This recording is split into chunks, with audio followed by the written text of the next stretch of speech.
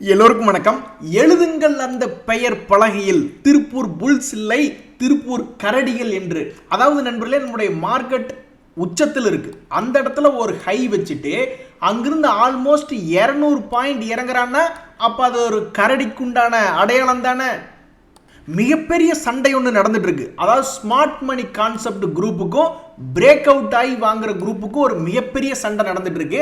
அதுல என்ன ஆகுது அப்படின்னு பாத்தீங்கன்னா, இந்த ஸ்மார்ட் மணி கான்செப்ட்ல இருக்கிறவங்க 23,100 பக்கத்துல ஏதாவது ஷார்ட் போயிட்டு அங்கேயே பக்கத்திலேயே ஸ்டாப் லாஸ் அப்படின்ற மாதிரி வச்சிருப்பாங்க. இப்ப யார் மாட்டிக்கிட்டாங்க அப்படின்னா, இந்த 23,000 தாண்டிடுச்சு மார்க்கெட் அப்படின்ற மாதிரி சொல்லி பை பண்ணவங்க தான் இப்ப ஒரு மாதிரி பயந்துகிட்டு இருப்பாங்க. இனி மார்க்கெட் கீழே போச்சுன்னா அங்கே ஏவரேஜ் பண்ணுறதா ஸ்டாப் லாஸ் பண்ணுறதா அப்படின்ட்டு. யாருக்கு இப்போ பயம் இல்லை அப்படின்னா, ஸ்மார்ட் மணி கான்செப்டில் இந்த இடத்துல மேலே செல்லிங் பண்ணிட்டு மேலே ஒரு 100 பாயிண்ட் ஸ்டாப் லாஸ் போட்டவங்களுக்கோ, அல்லது பிரேக் டவுன் ட்ரேடு அதில் கீழே இறங்குது அப்படின்னு சொல்லிட்டு அந்த பிரேக் டவுன் ட்ரேட் பண்ணுறவங்களுக்கோ, அல்லது மார்க்கெட் மேலே போகும்பொழுது வாங்கி 23,100 அப்படின்றது ஒரு சென்டர் பாயிண்டாக வச்சுக்கிட்டு மேலே போனால் வாங்குறது, கீழே போனால் விற்கிறது, மேலே போனால் வாங்குறதுன்னு அப்படின்னு ட்ரேட் பண்ணுறவங்க இன்னைக்கு பெரிய ஆள் ஆயிட்டாங்க. ஏன்னா ஹைலேருந்து 200 பாயிண்ட் இறங்கிடுச்சு. ஒருவேளை நாளைக்கு ஒரு 50-100 பாயிண்ட் ஓப்பனிங்லேயே இறங்குச்சுன்னா அப்போ அவங்களுக்கு ஸ்டாப் லாஸ்ன்னு பார்த்தா வெறும் 15-20 பாயிண்ட், ஆனால் கிடைக்க போகுதுன்னு பார்த்தா 200-300 பாயிண்ட். நண்பர்களே, இந்த சியன்ட் பர்சிஸ்டன்ட் அப்படின்ற கம்பெனிகள் வந்து கீழே இறங்கி கிடக்கிறான். ஒருவேளை ஏதாவது பணம் சம்பாரிச்சு கொடுப்பானா அப்படின்ட்டு பார்த்துட்டு இருந்த இந்த நேரத்தில் மார்க்கெட் இறங்கி இருக்கிற போதும் இந்த சியன்ட் ஒரு 3% ஏறி இருக்கான், பர்சிஸ்டன்ட் ஒரு 5% ஏறி இருக்கான். இப்போ நம்ம பார்க்குறோம், இந்த சியன்ட் வந்து சமீபத்தில் ஒரு சப்போர்ட் எடுத்திருக்கு, மேல் நோக்கி ஏறுவானா. அதே மாதிரி இந்த பர்சிஸ்டன்ட் வந்து இந்த இடத்துல சப்போர்ட் எடுத்திருக்கு, மேல் நோக்கி ஏறுவானான்னு நம்ம எதிர்பார்த்து கொண்டு இருக்கக்கூடிய இந்த நேரத்தில் இன்னொரு விஷயத்தையும் நம்ம கவனிச்சில் வச்சுக்கணும். இந்த சமீபத்தில் இதே மாதிரி சேம் பேட்டர்ன் ஒரு சப்போர்ட்ல வந்து இந்த எம்டார் டெக் அப்படின்னு வந்து உழுகுது. அதே மாதிரி ஏஷியன் பெயிண்ட் அப்படின்றது வந்து சப்போர்ட்ல உழுகுது. அது போன்ற ஜேஎம் ஃபினான்ஷியல்ஸ் அப்படின்ற ஒரு ஷேர் சப்போர்ட்ல வந்து உழுகுது. ஆனாலும் 1 மாசம் 2 மாத காலம் ஆகியும் அது நீட்டிப்படுத்த கிளியாகவே இருக்கிறது. அதாவது இங்க லோ ரேட்ல இருந்து சப்போர்ட் எடுத்து மேல் நோக்கி போலாம் தான், ஆனா போகாம நீட்டிப்படுத்திட்டு இருக்கான். அந்த மாதிரி இந்த ஜேஎம் ஃபினான்ஷியல் கூட பாருங்க, ஒரு சப்போர்ட் அப்படின்றத எடுத்துட்டு மேல் நோக்கி போகாம நின்றுட்டு இருக்கான். அப்ப இது போன்ற நீட்டிப்படுத்த கிளிகளாக மாறிவிடுமா இந்த 2 ஷேரும், அல்லது ஒரு 15-20% ஒரு மாசத்துக்குள்ள, ஜூலை மாசம் அல்லது ஜூன் மாசம் எண்டுக்குள்ள ஒரு 15-20% இந்த 2 ஷேரும் கொடுத்துருமா அப்படின்றத பொறுத்து இருந்துதான் பார்க்கணும். நண்பர்களே, நம்ம மனசுக்குள்ள ஒரு தராதரம், ஒரு தரம் அப்படின்றது நம்ம ஒன்று நினைச்சிட்டு இருப்போம். ஆனால் மார்க்கெட்டில் அதனுடைய தரம் அப்படின்றது வேறையா இருக்கலாம். அதாவது நிறைய பேர்த்துக்கு என்ன ஒரு டவுட் இருக்கலாம்னா, இந்த சென்செக்ஸ் நிஃப்டி போன்ற இண்டெக்ஸ் எல்லாம் எப்படி ஒர்க் ஆகுது, எப்படி அவங்க ஸ்டாக் உள்ள வைக்கிறாங்க, உள்ள வெளியே எடுக்கிறாங்க அப்படின்னா, ஒரு எக்ஸ்சேஞ்ச், ஒரு மார்க்கெட் அப்படின்றது ஒரு தக்காளி மார்க்கெட் இருக்குன்னு வச்சுங்களேன். அது பல வகையான தக்காளி கிரேட் இருக்கலாம், கிரேட் 1, கிரேட் 2, கிரேட் 3 எப்படி வேணாலும் இருக்கலாம் தக்காளி. ஆனால் அது ஏதாவது ஒரு கிரேட் அந்த மார்க்கெட்டுக்குள்ள வந்தால் தானே அந்த மார்க்கெட் இயங்கும். எல்லாமே கிரேட் 1 தக்காளி தான் வரணும்னு எல்லாம் உட்காந்துக்கிட்டு இருக்காங்கன்னு வச்சுங்க. தக்காளியே வரலினா அப்புறம் அந்த மார்க்கெட்டே இயங்காதுல்ல. அது மாதிரி ஒரு ஸ்டாக் செலெக்ஷனுக்கு ஒரு தனி பேனலே இருக்கு. அந்த பேனல் வந்து ஏதாவது ஒரு ஸ்ட்ராட்டஜி, ஒரு பேராமீட்டர் அப்படின்றத வெல் டிஃபைன்டு பேராமீட்டர் வச்சு தான் அது எல்லாம் இயங்குது. திடீர்னு ஒன்றை கொண்டு வந்து உள்ள சொருகிட முடியாது. அதனால எல்லாமே பர்ஃபெக்டாக இயங்கி தான் அவங்க விப்ரோ அப்படின்ற ஷேரை வெளியே எடுத்துட்டு சென்செக்ஸ் அப்படின்ற ஷேரை உள்ள, இந்த அதானி போர்ட்ஸ் அப்படின்ற ஷேரை சென்செக்ஸ்குள்ள வர்றதா நியூஸ் நான் படிக்கிறேன். அப்ப இந்த மாதிரி ஒரு ஷேர் ஒரு இண்டெக்ஸ்குள்ள வரும்பொழுது அதை பையர் செல்லர், ஒரு உதாரணத்துக்கு 100 ரூபாய்க்கு ஒருத்தர் விற்கிறாங்க, அதை போய் ஒருத்தர் 10 ரூபாய்க்கு தான் வாங்குவேன்னு சொல்லி ஆர்டர் போட்டு அந்த எக்ஸ்சேஞ்ச் உருப்பிடுமா? உருப்பிடாது. எவ்வளவுக்கு எவ்வளோ பையரும் செல்லரும் பிரைஸ் ரொம்ப க்ளோஸா இருக்கு, அதனுடைய லிக்விடிட்டி என்ன, வால்டிலிட்டி, இந்த மாதிரி பல டேட்டாக்களை அனலைஸ் பண்ணி தான் ஒரு இண்டெக்ஸ் அப்படின்றது இயங்குது. ஸோ ஒரு நியூஸ் என்ன அப்படின்னா, பல பேர்த்துக்கு சூப்பராக பார்க்கப்பட்ட விப்ரோ அப்படின்ற ஷேர் வெளியே போயிட்டு அதானி போர்ட்ஸ் அப்படின்ற ஷேருக்கு வழி கொடுத்து வெளியே போகிறது. இதனால என்ன ஆகுதுன்னா, ஜூன் 24 சமயத்தில் அந்த விப்ரோ அப்படின்ற ஷேர்ல சில பேர் வெளியே வந்துட்டு அதானி போர்ட்ஸ் அப்படின்ற ஷேரை வாங்கக்கூடிய நிலைமைக்கு போவாங்க போர்ட்ஃபோலியோ ரீபேலன்ஸ்ல. நானா இருந்தேன்னா ஒரு இண்டெக்ஸ்ல இருக்கு, அதனால நான் இந்த ஸ்டாக்கை வாங்குறேன் அப்படின்ற கான்செப்ட்ல நான் வாங்கியிருந்தேன்னா நான்லாம் தயவு தாட்சணியே பார்க்க மாட்டேன். விப்ரோ ஷேரை வித்துக்கிட்டு போய் அதானி போர்ட்ஸை வாங்கத்தான் பார்ப்பேன். ஏன்னா அந்த வெயிட்டேஜை நான் மெயின்டைன் பண்ணி ஆகணும். அடடா நண்பர்களே, இந்த MM Forgings-ல ஒரு நியூஸ் ஒன்று வந்துச்சு, கார்பரேட் ஆக்ஷன் நியூஸ். அந்த நியூஸ் வந்தோடனே இதை வச்சு ஏதாவது பணம் சம்பாரிச்சிடலாமான்னு பார்த்துட்டு இருந்தேன். அதாவது இவங்களுடைய போர்ட் மீட்டிங் மே 29ஆம் தேதி நாளானிக்கு கூடுது. எதுக்கு அப்படின்னு பார்த்தீங்கன்னா போனஸ் ஷேர் இஷ்யூ பண்ணுறக்காக. அந்த நியூஸ் வந்த உடனே அவன் பாட்டுக்கு மேலே போய் உட்காந்துக்கிட்டான். அதனால நம்மளுக்கு இந்த பிரயோஜனம் இல்லாமல் போயிடுச்சு. என்னுடைய கணிப்பு என்னன்னா, நான் இன்னைக்கு 12% ஏறிட்டான். ஒருவேளை நாளைக்கு ஒரு 5% இறங்குது அப்படின்னா அப்போ அது என்னை பொறுத்த வரைக்கும் அது மறுபடியும் ஒரு அட்ராக்டிவான இடமா தான் நான் பார்க்குறேன். ஸோ தற்சமயத்துக்கு ஒரு நியூஸ் வந்துச்சு, அந்த நியூஸை பார்த்துட்டு நம்ம பொறுமையாக போய் பிடிக்கலாம். இப்போ BPCL, IOC, அந்த HPCL எல்லாம் போனஸ் நியூஸ்னு வந்துச்சு. அவன் அந்த நியூஸ் வந்து 4-5 நாள் படுத்தே தான் கிடந்தான். அப்புறம் தான் 5%, வெறும் 5% லாபம் கொடுத்தான்.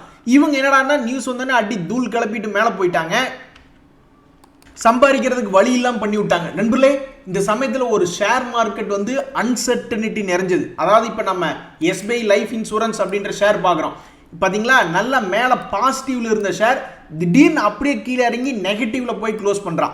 ஸோ அன்சர்டனிட்டி ஷேர் மார்க்கெட்டில் நம்ம போட்ட பணத்தை ரொம்பவுமே உன்னிப்பாக கவனிச்சு பார்க்கணும். அதே மாதிரி தான் இந்த இன்ஃபிபீம் லோ ரேட்டில் இருக்கக்கூடிய, அதாவது சின்ன விலை இருக்கக்கூடிய ஷேர்ஸ் வந்து திடீர்னு இறங்கிடுவான். நீங்கள் இப்போ 30 ரூபாயில பார்க்குறீங்க, ஆனால் சமீபத்தில் அவன் எவ்வளோ ஹை வந்தான், ஆல்மோஸ்ட் 42 ரூபா வந்தான். ஆல்மோஸ்ட் சின்ன ஷேர் 12 ரூபா எப்படி இறங்கியிருக்கான் பார்த்தீங்களா. ஸோ ஷேர் மார்க்கெட்டை பொறுத்த வரைக்கும் எது நல்ல பழக்க வழக்கம் அப்படின்னா, ஒரு நல்ல லோ ரேட்டில் இது ஓரளவு பெஸ்ட் சீப்பான டிஸ்கவுண்ட் ப்ரைஸ் அப்படின்ற மாதிரி தோன்ற இடத்துல வாங்கி ஓரளவுக்கு நல்ல லாபம் வந்தோடனே கொஞ்சம் கொஞ்சமாக லாபத்தை புக் பண்ணுறது ஒரு நல்ல பழக்க வழக்கம். இந்த மார்க்கெட் வந்து 2-3 நாளாக போராட்டமாக இருக்குது. எதையை சுற்றி அப்படின்னு பார்த்தீங்கன்னா, இந்த 23,000 அப்படின்ற பாயிண்ட்டை சுற்றி. அப்போ இதுலேருந்து என்ன தெரியுதுன்னா, இந்த 23,000 அப்படின்ற பாயிண்ட் ஒரு மிகப்பெரிய ரெசிஸ்டன்ஸ். முடிஞ்சா தாண்டி பாருடா அப்படின்னு. இன்னைக்கு கூட தாண்டி பார்த்தாங்க, ஆனால் க்ளோசிங் பேசிஸ் அளவுக்கு அவனால் நிற்க முடியல. க்ளோசிங் பேசிஸில் அந்த 23,000க்கு கீழே தான் வர்ற மாதிரி ஆகிப்போச்சு. அப்போ என்ன ஆகணும் அப்படின்னா, இந்த பெரிய தடையை தாண்டணும்னா ஒன்றா ஒரு மிகப்பெரிய டெக்னிக்கல் அப்படின்றது வேணும். ஏதாவது ஒரு பெரிய ஷார்ட் கவரிங் வரணும். இல்லைன்னா இங்கே இருக்கக்கூடிய சப்போர்ட் வந்து ஒரு சூப்பர் சப்போர்ட்டாக இருக்கணும். எங்காவது ஒரு 22,800லையோ அல்லது 22,700லையோ ஒரு சூப்பர் சப்போர்ட் இருந்து அங்கிருந்து அப்படியே யூடர்ன் போட்டு வேகமாக மேலே ஏறி வரணும். அப்படி இல்லையா, ஏதாவது நியூஸ் வரணும். இப்போ இந்திய நாட்டை பொறுத்த வரைக்கும் எலெக்ஷன் நியூஸ் வர வேண்டியது இருக்குது. அதுக்கு இன்னொரு 7-8 நாள் ஆகும். அது வரைக்கும் மார்க்கெட் அப்படியே தூங்க வச்சு அதுக்கப்புறம் ஏதாவது ஒன்று பண்ணலாம். இல்லைன்னா அமெரிக்காவிலிருந்து ஏதாவது ஒரு பெரிய நியூஸ் வரணும். அப்படி நியூஸ் எதுவும் வரலின்னா என்னை பொறுத்த வரைக்கும் ப்ராபப்ளி இந்த 23,000 அல்லது அந்த இன்னைக்கு வச்சிருக்கிற ஹை 23,110 தாண்டதுக்கு கொஞ்சம் சிரமப்பட்டுக்கிட்டே தான் இருக்கும். ஒரு நண்பர் சொல்றாரு, நீங்க வாயை வச்சீங்க அதனால தான் இறங்கிருச்சு. அது நான் வாய் வைக்கல, நான் ஸ்மார்ட் மணி கான்செப்ட் எப்படி இயங்கும், இந்த மாதிரி 23,100 ஸ்டாப் லாஸ் போட்டு வச்சுக்கிட்டு கீழே போற வித்து பார்ப்பாங்க அப்படின்ற மாதிரி தான் நான் பேசிட்டு இருந்தேனே ஒழிஞ்சு ஷேர் மார்க்கெட் இறங்கணும்னு நான் ஆசைப்படுறது இல்லை.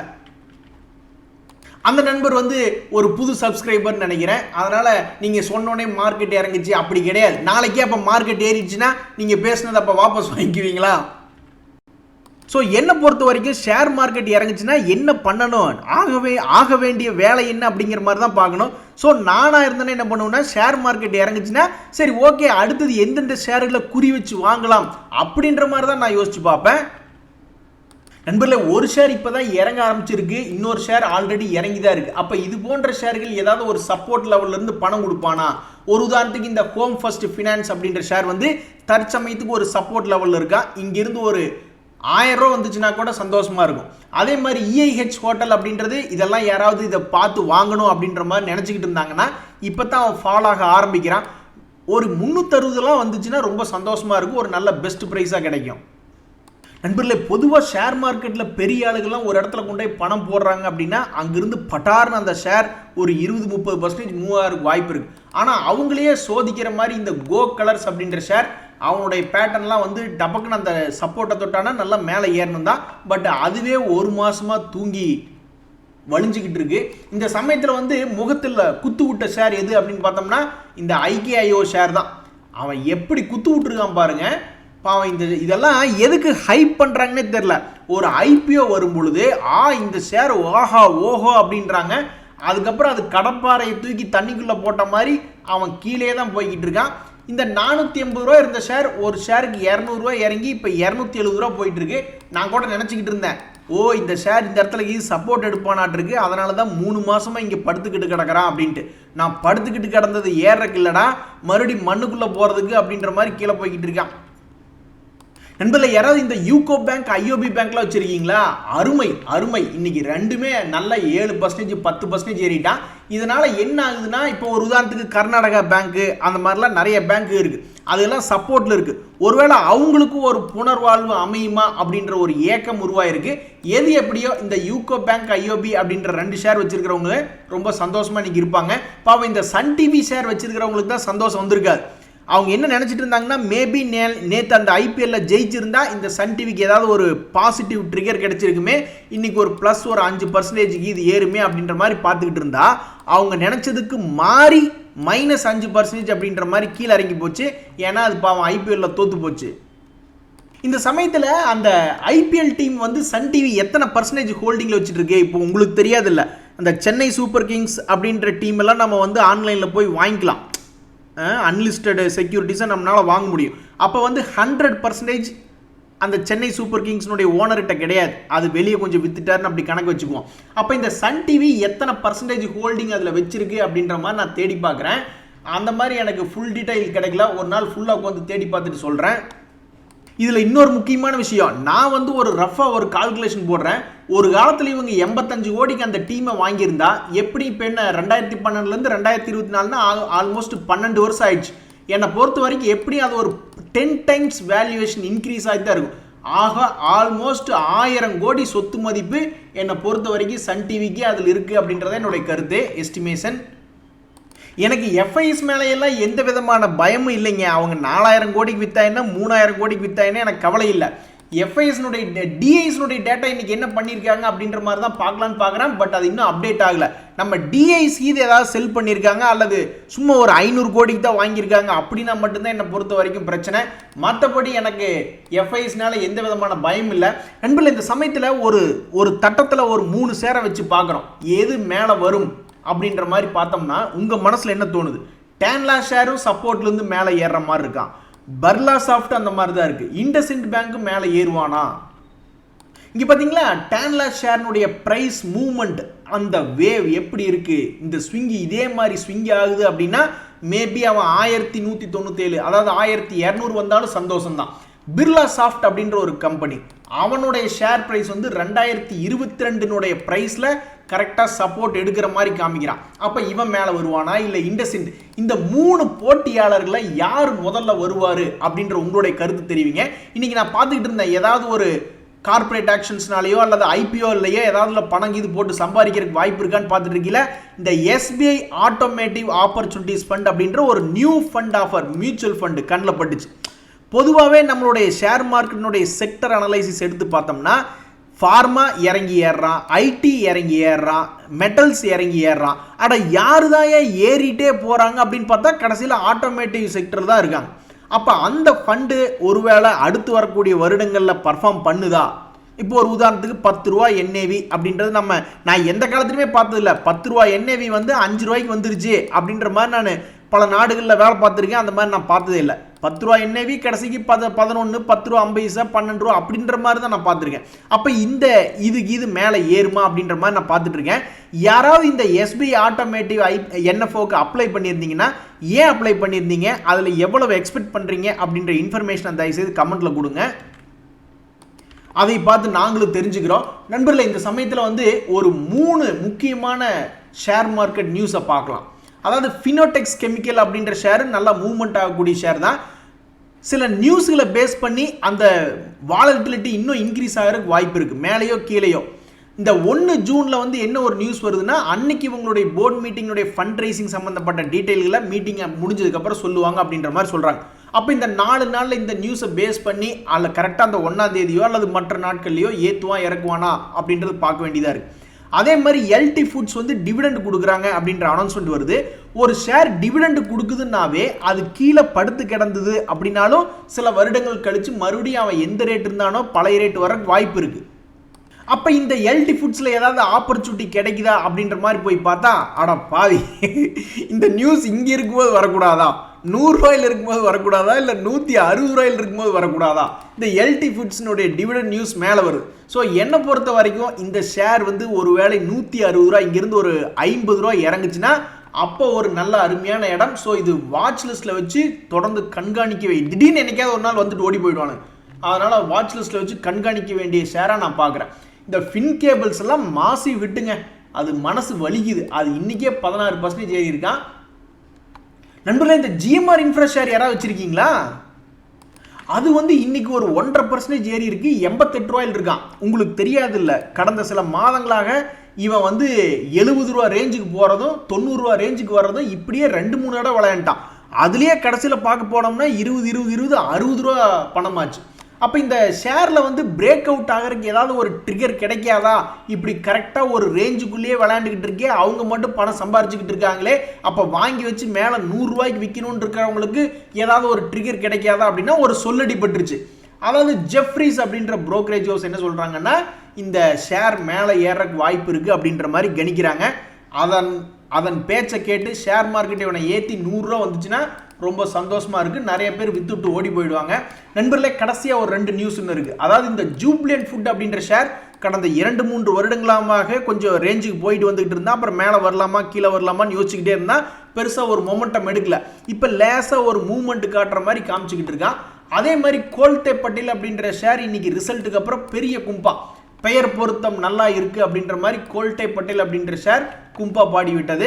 ஏன்னா ரிசல்ட்ஸ் அப்படின்றது ஷேர் மார்க்கெட்டோட எஸ்டிமேஷன்ல இல்லை, மீட் பண்ணலான்னு சொல்லி இறக்கி விட்டாங்க. இந்த மாதிரி துரதிருஷ்டவசமான நிலை நம்ம போர்ட்ஃபோலியோவில் இருக்கக்கூடிய ஸ்டாக்ஸுக்கு வந்துடக்கூடாது அப்படின்றதான் நம்ம வேண்டிக்கிறது. ஆனால் பாருங்க, இன்னைக்கு மொத்த மார்க்கெட்டுக்கே ஒரு துரதிருஷ்டவசமான நிலையில் இருக்கு. எனிவே, மார்க்கெட் ஃபால் ஆகாது அப்படின்ற மாதிரி தான் எல்லாருமே நினச்சிட்டு போய் படுப்பாங்க. அத்தனை கோடியில் நானும் ஒருவன். மார்க்கெட் இறங்கக்கூடாது, கடவுளே வாங்கி வச்சிருக்கிற ஷேர்லாம் இறங்கக்கூடாதுன்னு தான் நானும் நினச்சிட்டு போய் படுக்கிறேன். இன்றைய தகவல் அனைத்தும் உங்களுக்கு உதவியாக இருந்ததுன்னா எனக்கு சந்தோஷம் தான். ரொம்ப நன்றி, வணக்கம்.